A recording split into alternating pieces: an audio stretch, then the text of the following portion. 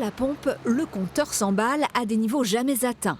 4 centimes d'euros en plus du litre depuis son dernier plein. Cet automobiliste a le sentiment d'être pris en otage. On n'a pas d'autre choix que de subir, que de rouler. C'est très difficile de faire d'autres possibilités sur Limoges, surtout quand on habite en périphérie à 15 km par exemple de Limoges. On n'a pas d'autre choix que de prendre sa voiture, donc on subit. On est obligé du monde. Hein.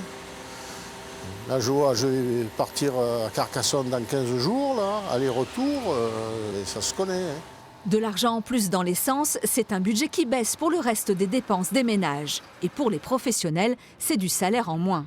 Les taxis ne peuvent répercuter cette augmentation sur le prix des courses fixées par les préfectures. Du coup, pour certains, la solution, c'est travailler davantage pour gagner autant.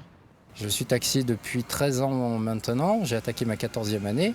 Au début, je travaillais 8-10 heures, maintenant je travaille 10-12 heures pour compenser.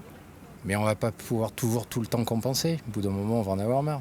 Ce responsable d'un syndicat d'artisans taxi a fait ses comptes. En un an, le plein a augmenté de 17 €. Alors il a fait un choix drastique.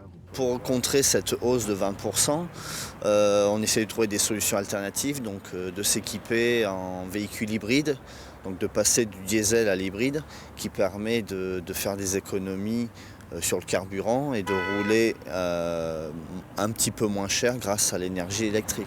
Résultat, une économie de 200 à 300 € par mois, à condition de pouvoir investir dans un nouveau véhicule.